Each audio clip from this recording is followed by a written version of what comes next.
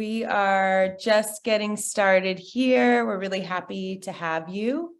We have a few hundred people registered for today, so we're going to give them a few minutes to roll in. But as we are getting started, I'd love for you to write first let me orient you to the Zoom platform. Along the bottom, you'll see options for chat and Q&A. And I'd love to invite everybody in the chat to put their name and where they're zooming in from so we know who our audience is.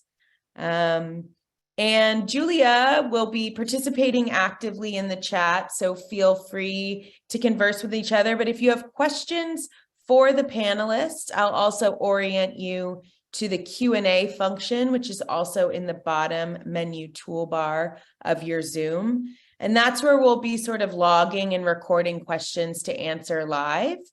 So with that, just again, inviting all of you guys to write your name and where you're zooming in from in the chat function. My name's Ashley Lukens, and I'm the Director of Community Organizing at the Center for Food Safety, and I am located in Honolulu, Hawaii.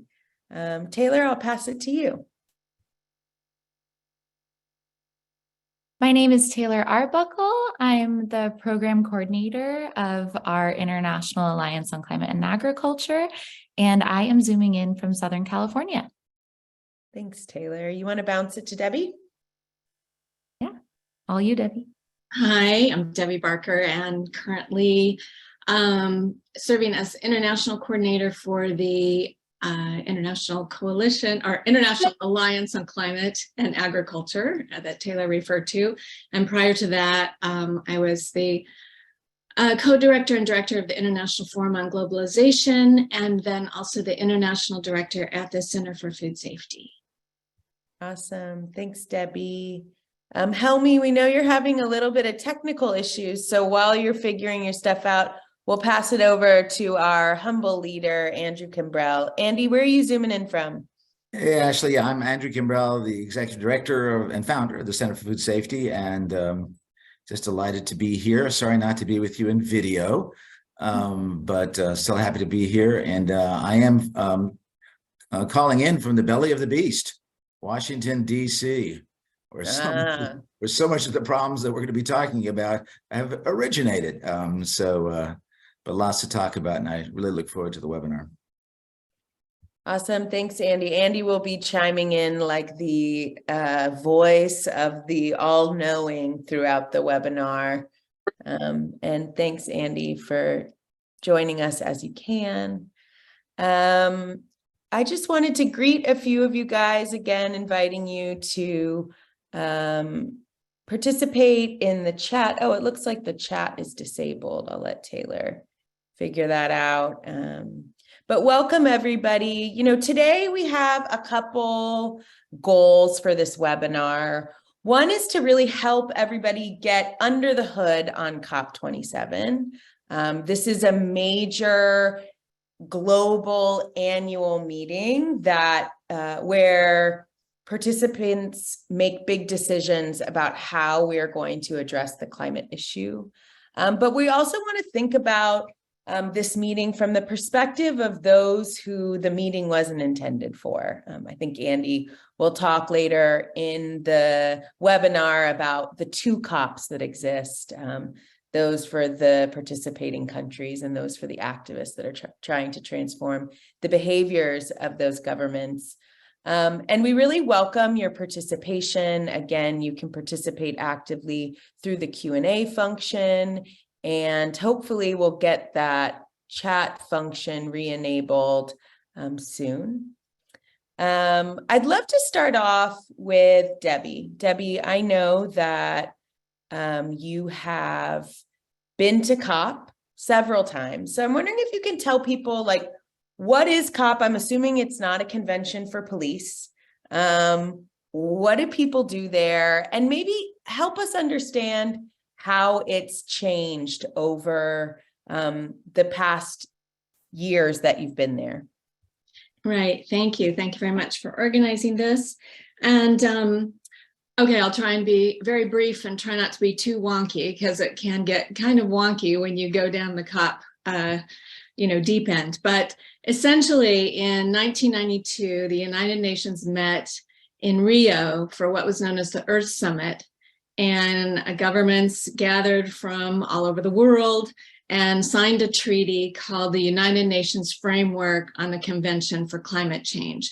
And basically this treaty recognized anthropogenic climate change and recognized that nations and governments need to work quickly and urgently to reduce emissions.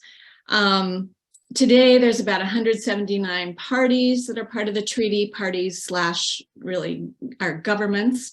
The COPs, which are an acronym for Conference of Parties, began a few years after the Rio Earth Summit and began in 1995, I believe. And COP sessions are held mainly every year. Sometimes it's been every other year. And the purpose of them, of course, is the governments get together and make resolutions on various things, and we can talk about that later as we get more into detail. And each COP session builds on the resolutions of the COP prior. So it's a long-term road, if you will. I first started going, I've been going to many COPs for almost 2 decades. My first COP was in Copenhagen, 2009, I believe it was. And actually, I went there as part of Center for Food Safety, and Center for Food Safety, we organized, just as we did in Sharm-el Sheikh this year, we organized meetings and workshops about the critical links between climate change and agriculture. And at that time, those may have been the only sessions from the NGO community on that issue. And certainly climate and agriculture was not on the radar at all in those COPs or at Copenhagen. And that's something, again, we'll talk about more. It's part of the reason we were in Sharm-el Sheikh, of course, with other NGOs who are trying to really highlight the critical connections, as I said, between agriculture and climate change, both as a major industrial agriculture contributes at least 30% of our current global emissions, but it also has the great potential, as we all know, to keep carbon in the ground to reduce emissions. All that to say, the COP, so there's the kind of inside outside track, and Andy will talk more about the 2 COPs, but I'll just to set the stage a bit.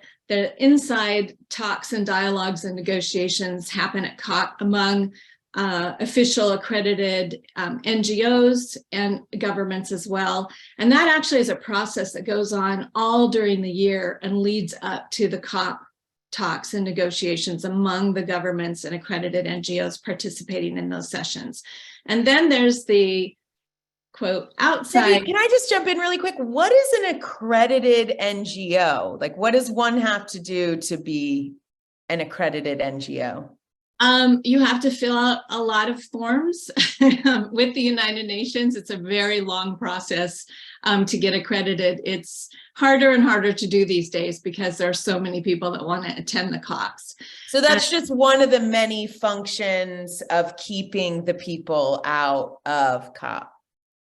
Well, I wouldn't say, I don't think that's inappropriate for organizations to have to obviously, formally kind of give some information to be there. There are all kinds of reasons why that is a good thing, I would just say that part of what I was going to say about this other part, there's the inside government negotiations, and then the outside part, that has, one of the changes I've really noticed is that has grown immensely. In that at Sharm-el Sheikh, there were over 50,000 people attending. It was more like a climate expo. There are thousands of meetings and booths and everything going on. That's a huge difference. Now, whether that's positive or negative, one can, we can have that discussion. But I'd say another very well, an observation that really struck me this year was that all the earnest speeches given by heads of states, given by CEOs, given by philanthropists, and even the civil society community were essentially, they sounded like the same speech being given, say, when I was at Copenhagen. You know, everyone's saying it's urgent. We're committed to making a change. We're going to make this happen. And here we are many years later. It's like press, play, repeat. And I don't mean that's perhaps a cynical view, but the truth is that the COP process thus far, governments have not lived up to any of their goals. And each year emissions are increasing and the planet continues to heat up. But I do, Andy, yeah. Can I just add a positive thing on that in to say that that's not to say that this process isn't valuable. It is, and there are many things we can talk about, good things, but that also to me points to the important work that we all have to carry on and keep doing, and that we are doing in our communities, projects like SEKEM, things that Center for Food Safety is doing. You know, if you're upholding organic standards, that's a way to reduce global greenhouse gas emissions. So just a call to everyone to know that our community regional work is really important and makes a difference.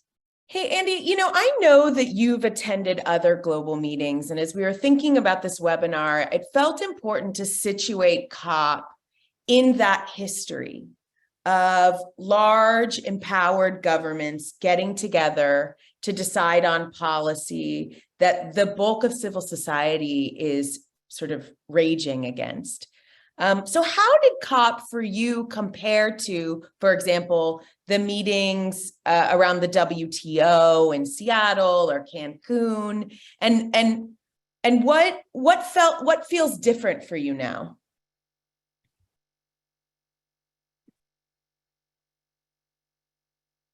You might be on mute, Andy.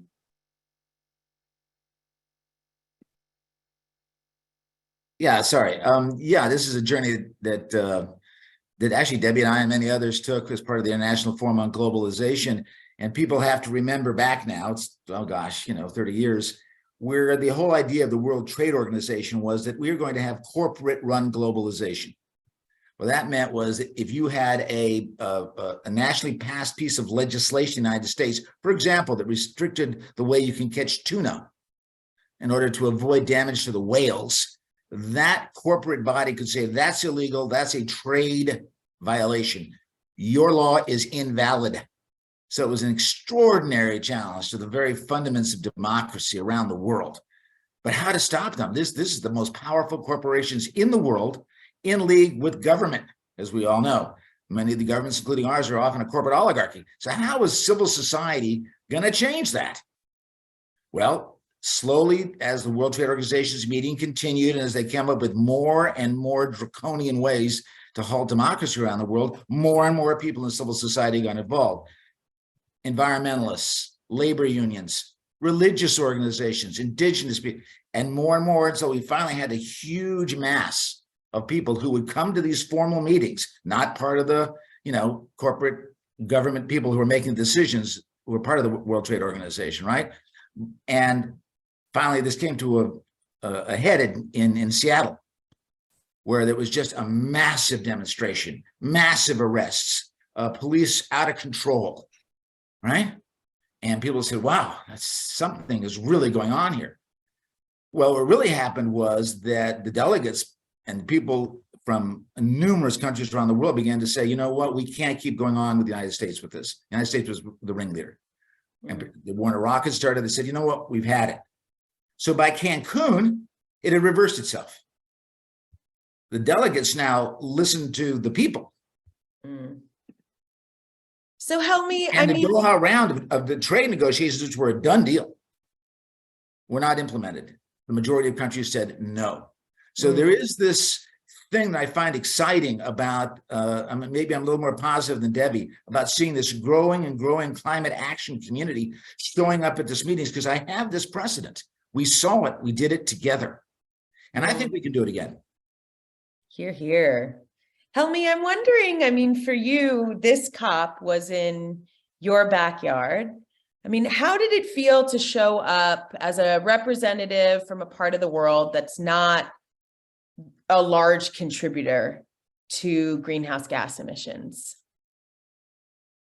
First of all, I have to say that I was very happy that it happened in Egypt last year, because this made the issue of climate change much more a topic in Egypt between civil society, NGOs, businesses, and of course the government. And hence, it really contributed to more awareness. I believe, as my dear friends Andrew and Debbie, that the responsibility for the climate change issue is obviously not only with governments. I believe that companies, I believe that civil society, I believe that we all have a role to play.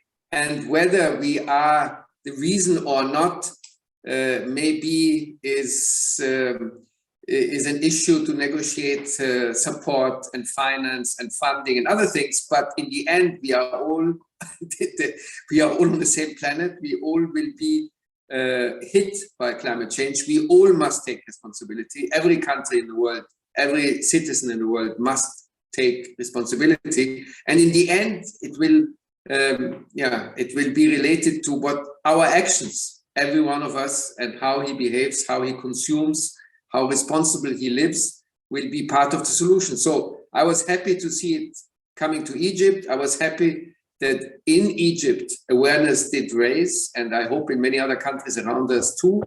And I was happy that we could, as Egypt, also contribute with a possible, one of the many, many possible solutions, making our farmers climate heroes, contributing to the mitigation of climate change, and not only, as Debbie said, being reason for climate change. 30% of greenhouse gas emissions come from agriculture and forest management, but also possibly being a big part of the solution. And this is something which we presented to the world, which got a lot of attention in Egypt, but also in many other countries. And I hope that we will be able to raise more support for COP28 and COPs to come to make farmers more part of the solution. Thanks, Helmy. I mean, Taylor, a follow-up question to that: as a young woman, obviously there are not many young people that get to be on the inside of COP. What was it like for you to be there, knowing that your generation is not responsible for this crisis, but rather is inheriting it because of the inaction of generations before us? And you're on mute. Yeah. Yeah. Hello, everyone. So for me, I was extremely grateful to be able to attend, to put that out there. And I really felt, to go with the theme of there being two COPs, I really did feel a big distinction between the formal COP process and what was going on behind the scenes with nonprofit organizations and civil society. So, for example, my colleague Julia and I got to see Tom Vilsack, our USDA Secretary of Agriculture, speak and promote his Aim for Climate agenda, and Andrew will go into what that is shortly. But the response in the room was really flat. It was not very inspiring. And you walked outside and you got to communicate with other youth from the new youth pavilion this year. You got to engage with other civil society members, and you really felt a palpable energy and excitement and hope for the future. And for example, Helmy hosted dialogues outside of the formal COP process, and he really created this intentional space for diverse voices to speak on these issues and really fostered this sense of community. And that's where I really felt the hope for the future, was among these people with these kinds of conversations. So that was my kind of experience. And those are the kind of conversations that really left me feeling excited for the future and hopeful as a young person. What I'm hearing from you guys is that you sort of go into the formal sort of country-led meetings and you start to feel the weight of climate change and like how much we're not doing to actually address the crisis. And then you go connect with everyday people who see themselves as a part of a solution, and you start to get hope. Debbie, I'd love for you, I mean, why create another organization working on climate?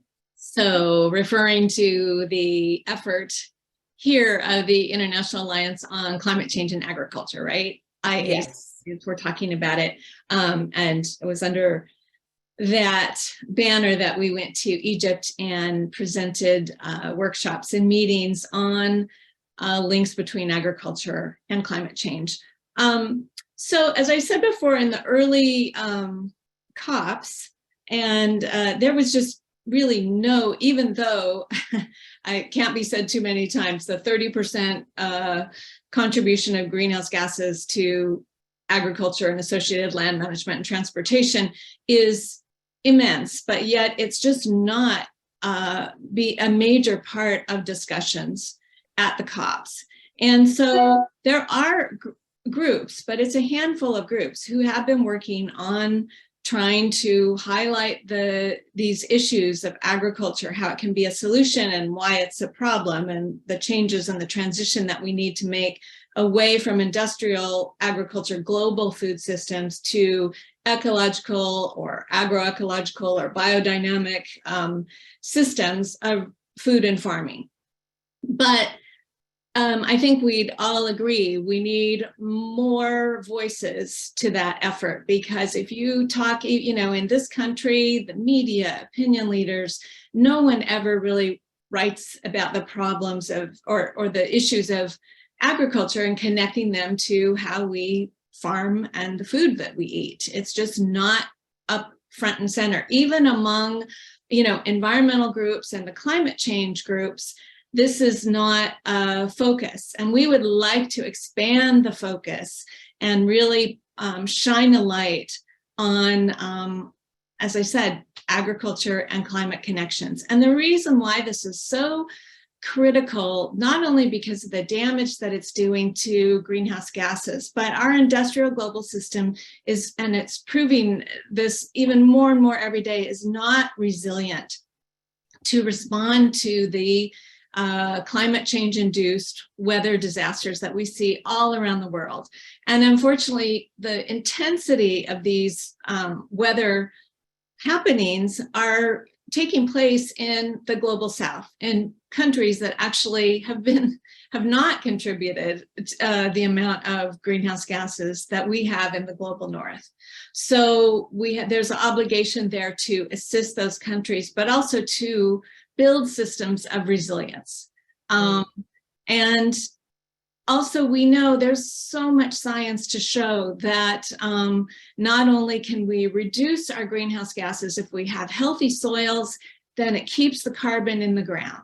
If we use livestock, integrate it, with pastures and farm systems, that reduces our methane and things like that. We have the science. We know that can agriculture can be a big part of the solution. And not only does it not give emissions, but we also know that healthy soils and plants can actually draw down the bad carbon from the atmosphere and put it back in the ground. And scientists are more and more saying, we not only have to reduce our emissions, we have to actually draw down the carbon that's in our atmosphere. So there's so much hope and potential. And all of our groups, like I said, and work that we're doing on this just really has to come to the forefront and be a bigger part of the solution. And we know we can. So we really want to highlight all of that as part of IACA. So what I'm hearing, Debbie, is I'm going to let you jump in, Andy. I just want to summarize. So what I'm hearing is ag is a part of the problem, especially industrial ag. Ag is also a part of the solution. So this organization brings that forward. Andy, I'd love for you to help people understand the industrial ag response to climate and how that figures into AIM.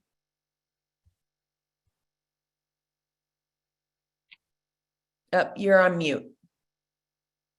I think there's three things, I think, despite all of our best efforts, and I know there's people, listening in who have worked as hard as the rest of us on this.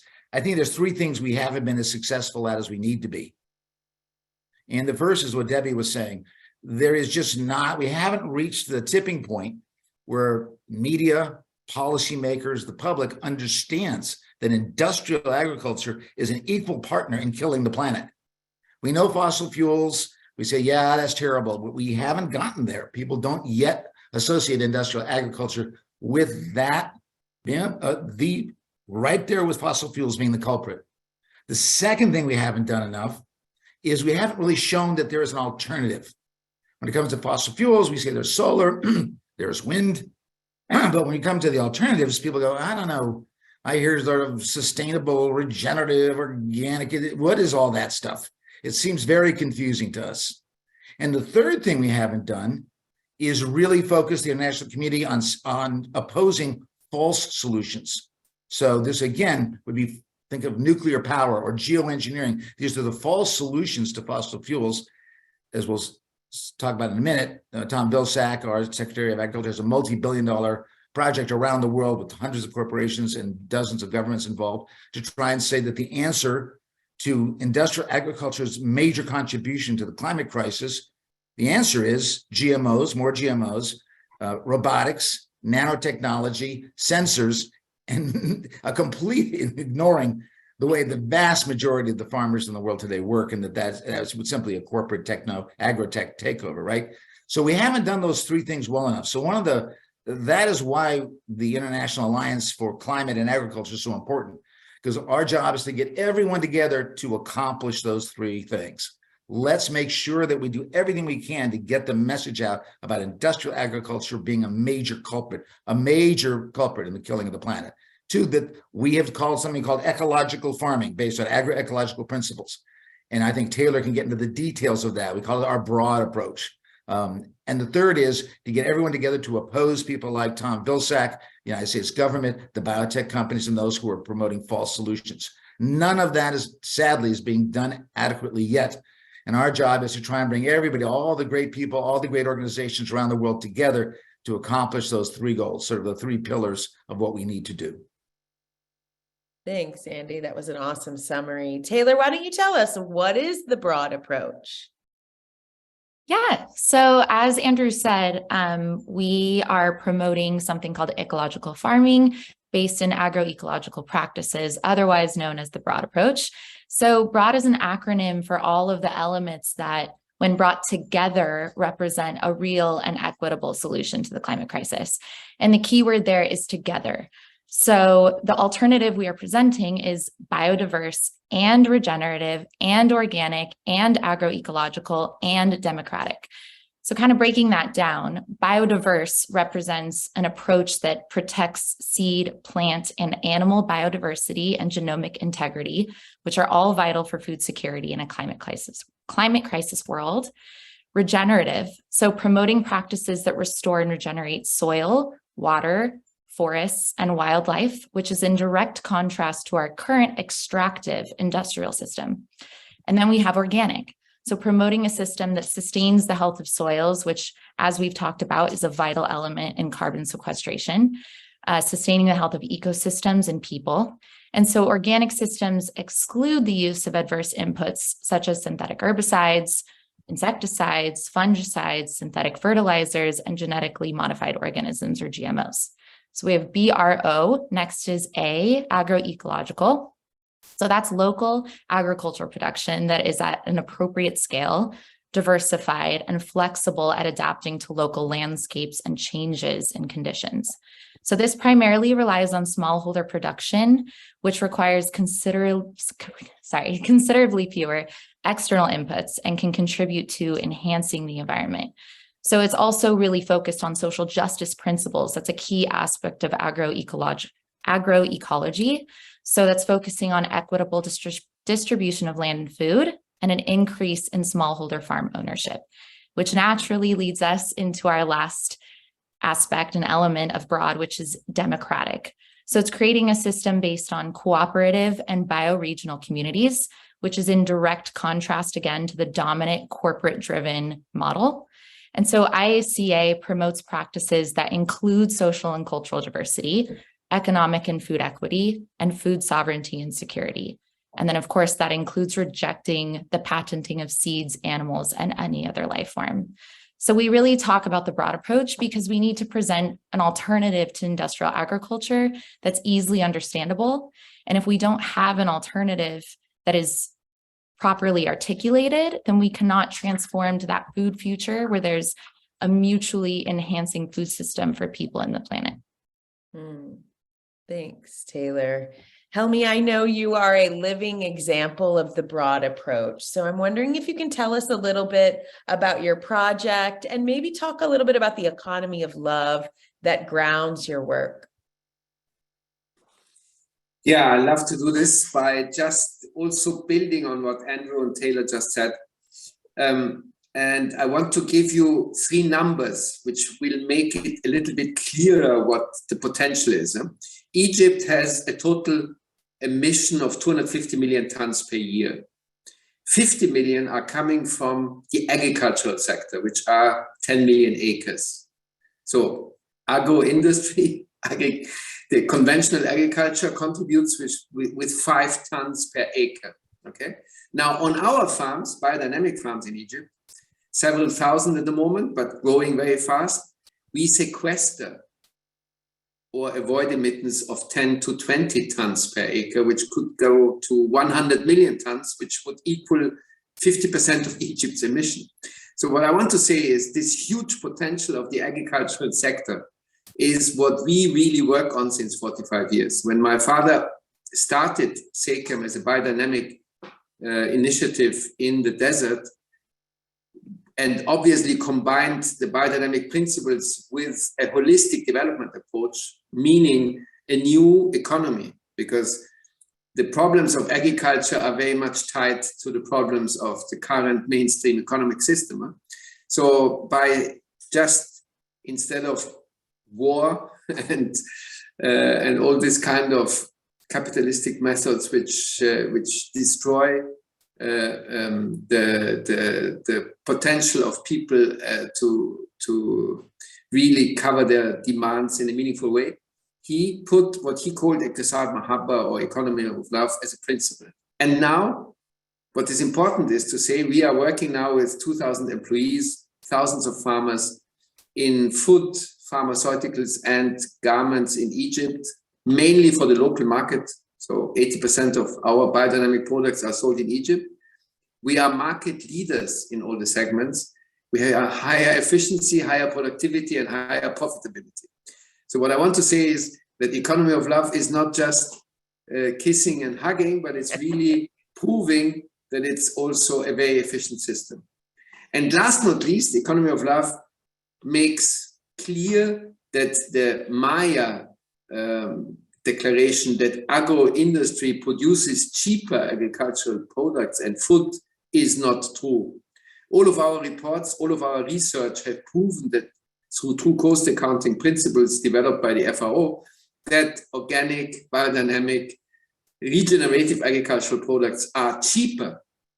The only problem is that we allow players, farmers, and food companies to externalize all kinds of costs, so that on the shelf it seems that conventional products are cheaper, which is not true. Okay, all the reports show this, and we have now found a way to monetize finally some of the externalized costs by paying to our farmers some of their ecosystem services in sequestering carbon through carbon certificates.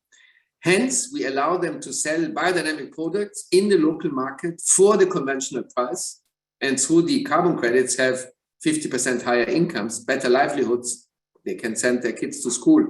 And so I think we have a lever here for system change in this example, which proves that we can make farmers to climate heroes. We can provide them with a better livelihood, which they deserve. And we can do something against climate, which can work in all countries of the world, like it does in Egypt. So I'm wondering, I mean, we're talking about, I think we all are watching the acceleration and manifestation of our worst climate nightmares happen. And many of those weather events pose a direct threat to the dominant agricultural system.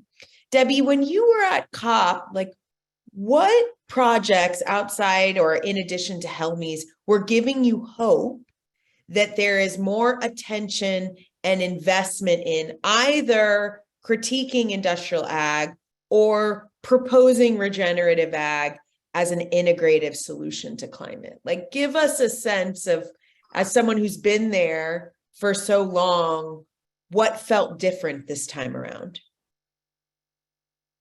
Right. Well, just to say, I think, as I said, there's more and more participants. You know, there were over 50,000 people this time.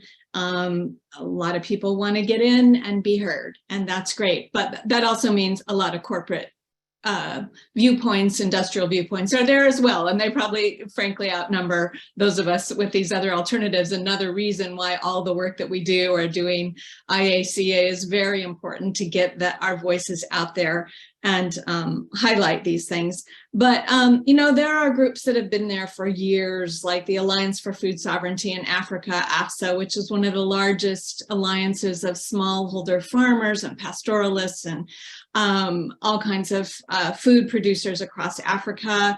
The efforts like that, and like I said, there are thousands of groups like that you see coming together. Taylor talked about this, and a lot of these folks came together at the events that Helmy's organization put together in the evening, that brought together like-minded people and people they're doing the work every day on the ground, that despite what our governments do or don't do, they're making their contribution right now and having a meaningful difference in this whole climate crisis. And at Helmy, the economy of love also reminds me of the quote by Sister Teresa, "We do small things with great love." And that's how I felt there, that people were doing small in the, I'm using air quotes, in the perspectives perhaps of a giant COP or a UN gathering. But all of these small efforts are what I'm pretty convinced is going to be the way forward, and the only way that we really can both reduce our emissions, but also be resilient to this new paradigm or world we have of global warming. We just have to get that right.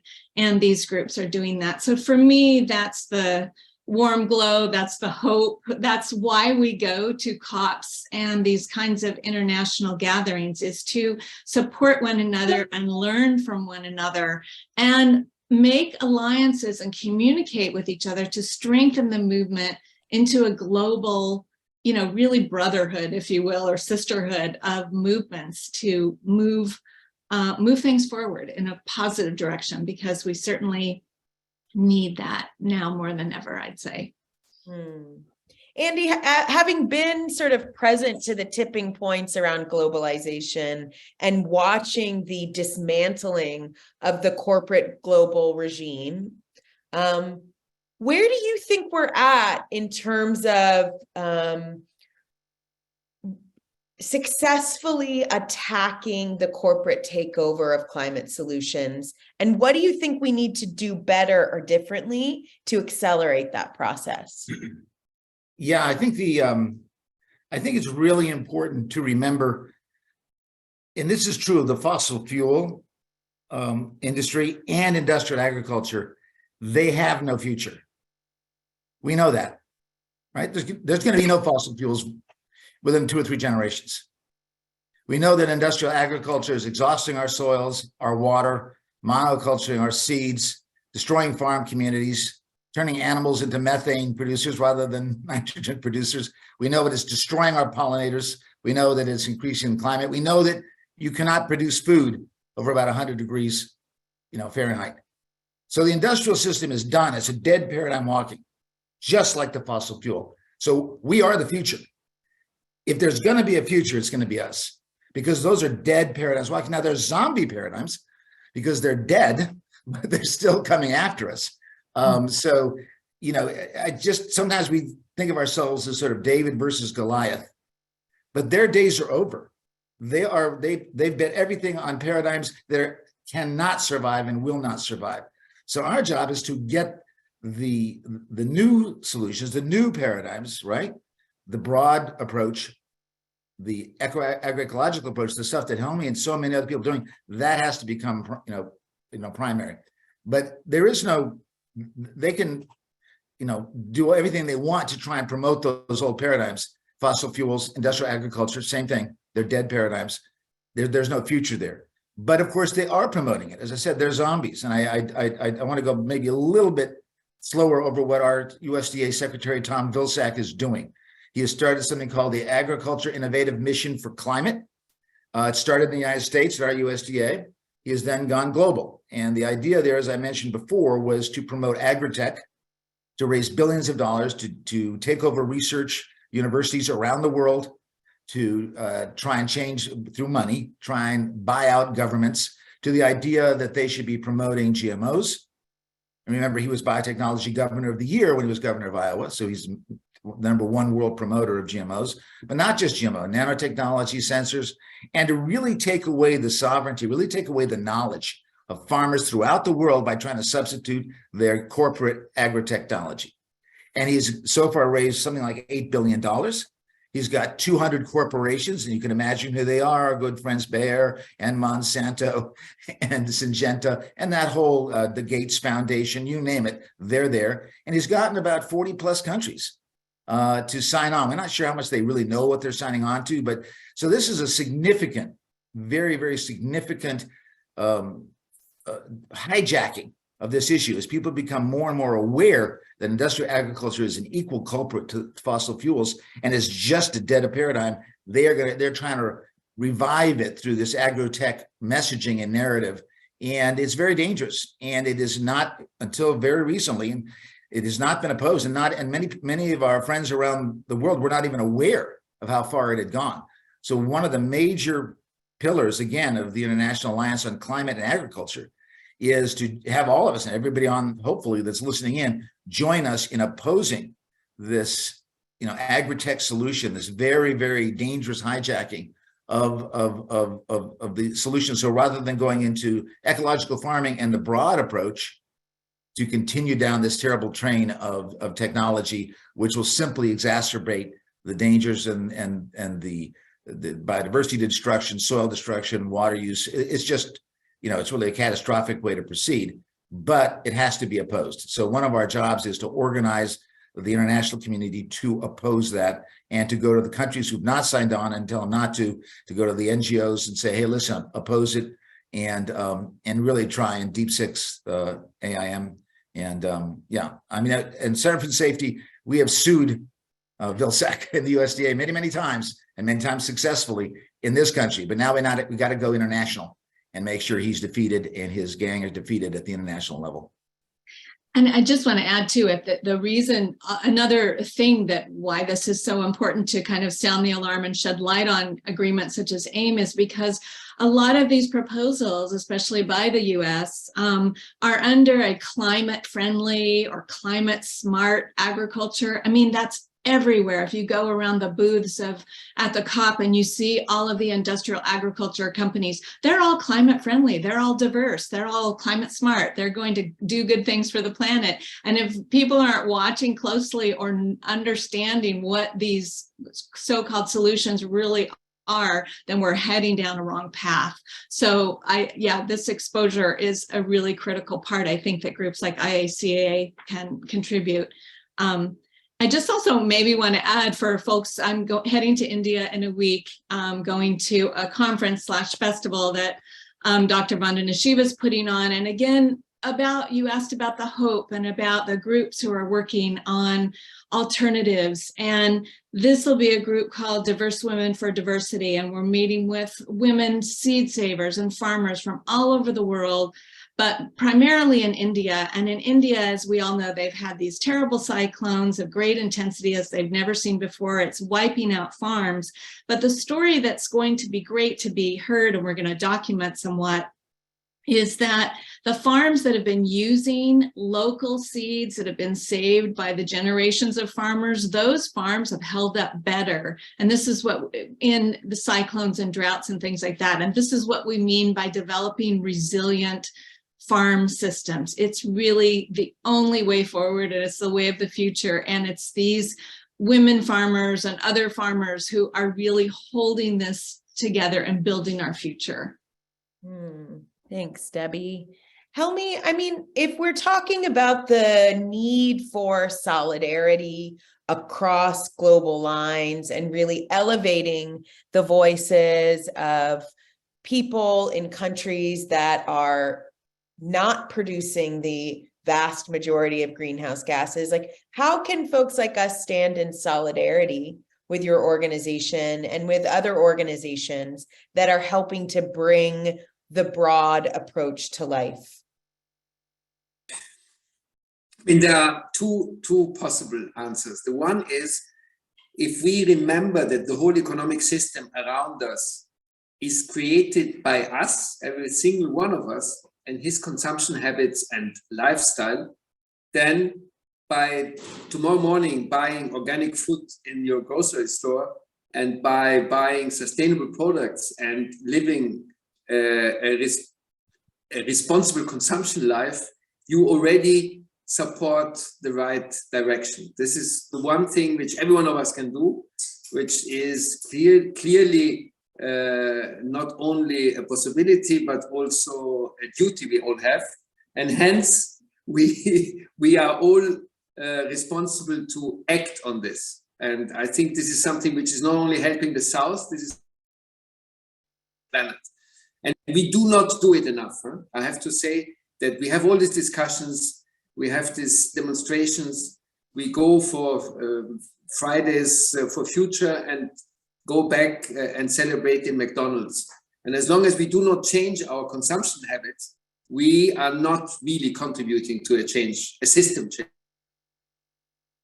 That in the farmers in Africa, Egypt, Asia, South America, everywhere have huge problems currently to come up with a livelihood which supports their development.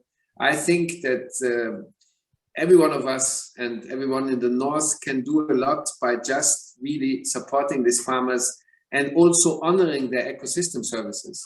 The carbon credits we produce in Egypt are also sold to a lot of responsible partners and friends in Europe who use them to offer. And maybe there I can complement what Andy said. Let us be very clear, the race to zero, as it's 27 and COP28 and COP, is not going to happen ever, because there is no, we all commit suicide and close down all of our companies. There always will be remaining carbon emissions as long as human people are on planet Earth.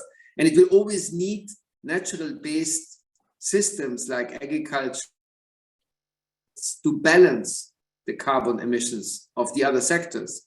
And in this regard, I think that the countries and consumers which are much more a reason for the climate crisis, they can do a lot by honoring the ecosystem services of the people in the South and paying a fair price to these farmers in Africa, which will enable them.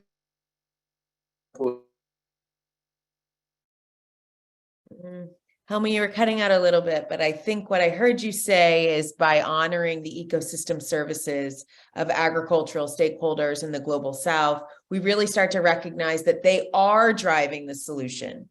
And that because we'll never be able to zero out fossil fuel emissions, we need to continue to amplify and promote the carbon sequestering capacity of regenerative agriculture.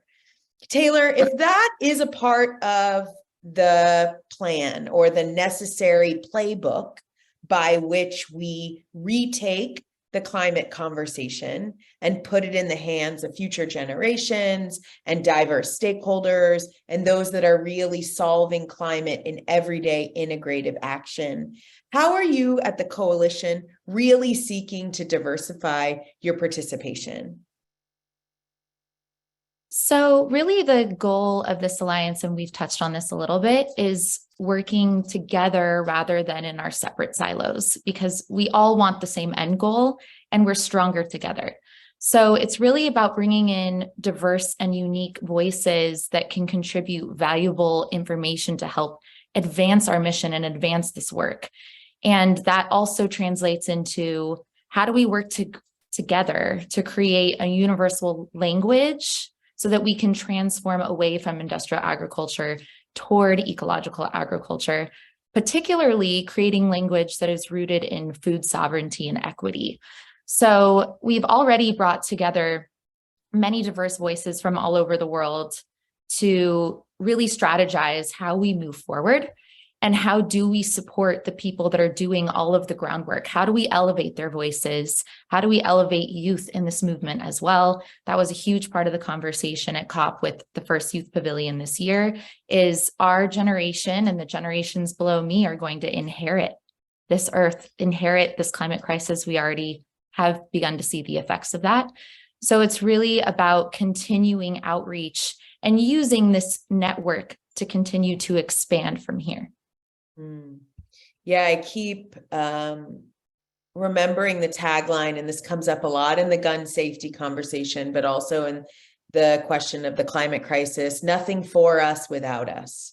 So how do we center the voices of folks in non-emission driving countries and center the voices of future generations as we imagine the solutions, rather than continuing to center the solutions in the minds and sort of worldviews of those who have caused the problems.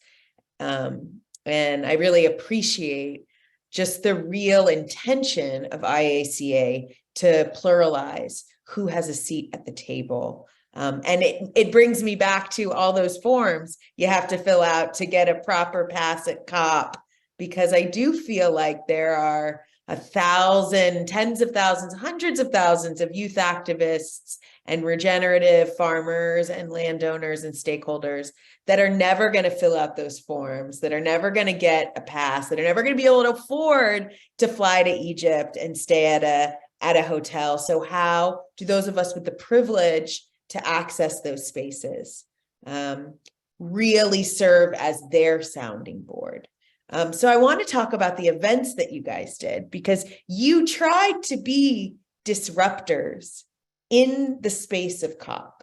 So Helmy, tell us, like, you took people to your farm and you helped them sit in circle and have a different kind of conversation around COP. Why did you do that? Like, what did you feel the value of that was in the context of COP?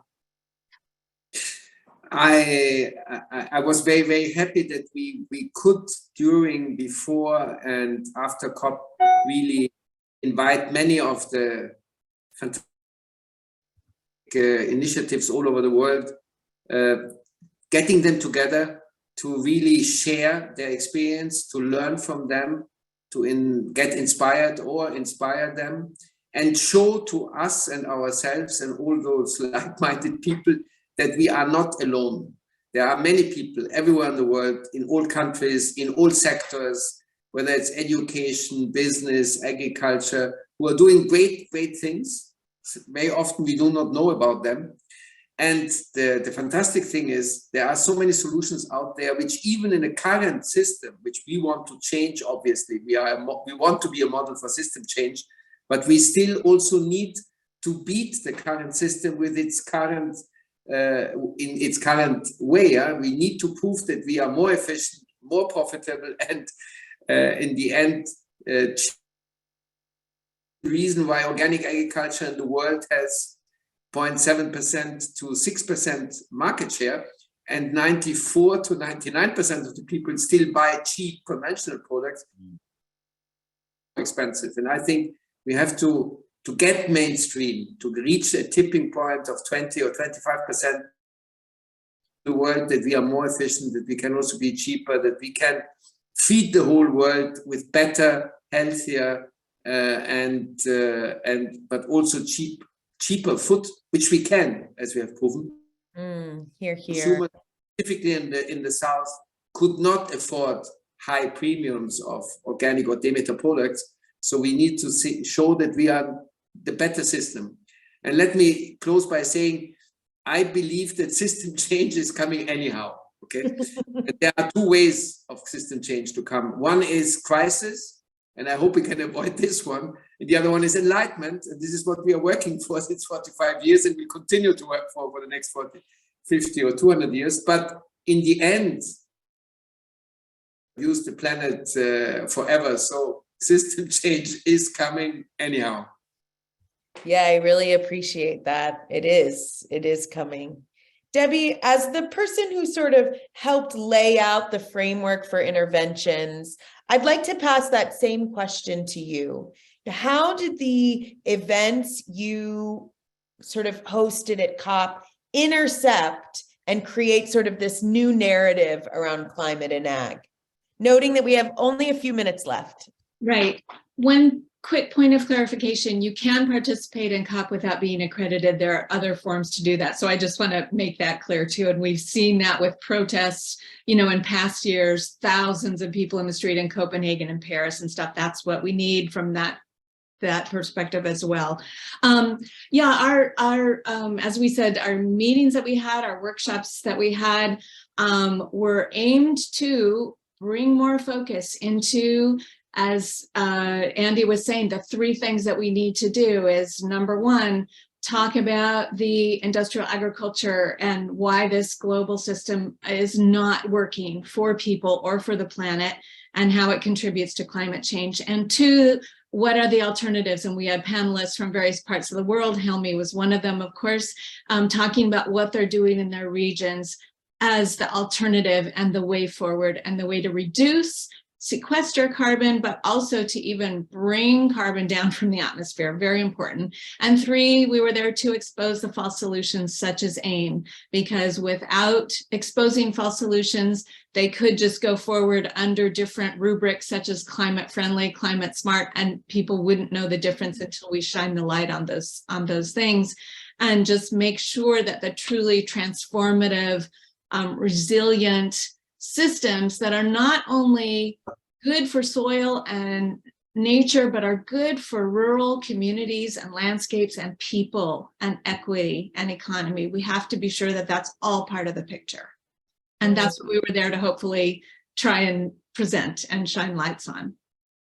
So Andy, I'd love for you to close us out with sort of what you think is up for IACA and CFS next. Like, where are we going? Yeah, you know, I just wanted to quickly, you know, second Helmy's view. You know, we talk about people being consumers or consumption. You know, they used to call tuberculosis consumption because it ate the bodies of the people that had it. The fires consume. We're not consumers, and it's not about consumptions. Each one of us is a creator.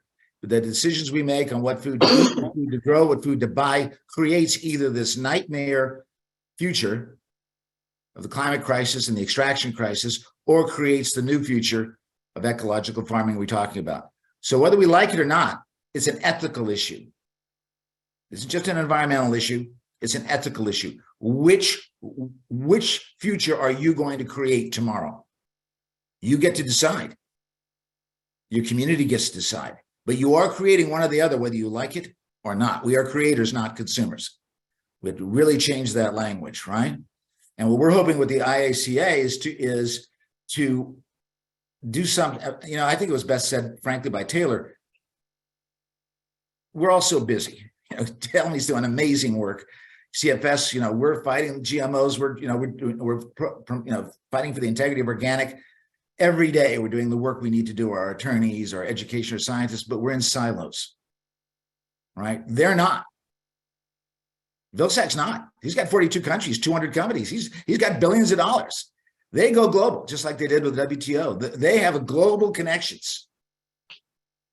We've got to do that. We have to be that. We have to create the global alliance that fights that. Because then they then capture the global discussion, and we've got to do a much better job. And I say this with complete compassion for every group out there, including my own. not judgment, but we have to somehow be able to get out of our silos and really work together in an alliance. And that is what our hope is. Obviously, we're going to have programs in each of the areas that Debbie outlined, I outlined earlier. We're going to do public education. We're going to be doing media. We're going to be out there fighting Vilsack and his team with all of our friends. We're going to be promoting. There's something in COP called, national contributions, right? Nationally determined contributions. We're going to try and get countries to say we are committing ourselves to 50% reduction in industrial into ecological farming by this date, by that date. In 2025, a lot of these countries are going to have to come together at that COP and say this is what our nationally determined contribution is going to be by eliminating certain climate crisis. So we have a lot of work to do in organizing, a lot of work to do in education, and a lot of work to do, I think, in working around literally the understanding that we are an alliance for the future, for future generations, right? This has to happen, or there will be no future. There's no future in fossil fuels. I was saying there's no future in industrial agriculture. Zero. They're done. Over. They're just still killing the planet. So I guess all of our aim should be to try and get that understanding, get the alternatives, and fight the false solutions so that we can create that new food future that we all know we so desperately need, and that the planet and the rest of the Earth communities, not just the humans, will benefit from. I'd say, how do we create a mutually enhancing way to feed ourselves, mutually enhancing with the rest of nature and the rest of creation? Well, let's end it there. Thank you guys so much for joining. I'm going to drop a link in the chat to one of the IACA petitions. It's a good way to just get your contact information to us so that we can stay in touch with you. And again, you can always find us at centerforfoodsafety.org as we continue to hone and sharpen our climate strategy. We'd love your thoughts and participation. Really grateful for you all. Thanks so much, Debbie. Thanks so much, Helmy, Taylor, and Andy for joining us today. And we look forward to doing this work together. Thank you, Ashley. Ashley. All right. Have a great one. Aloha.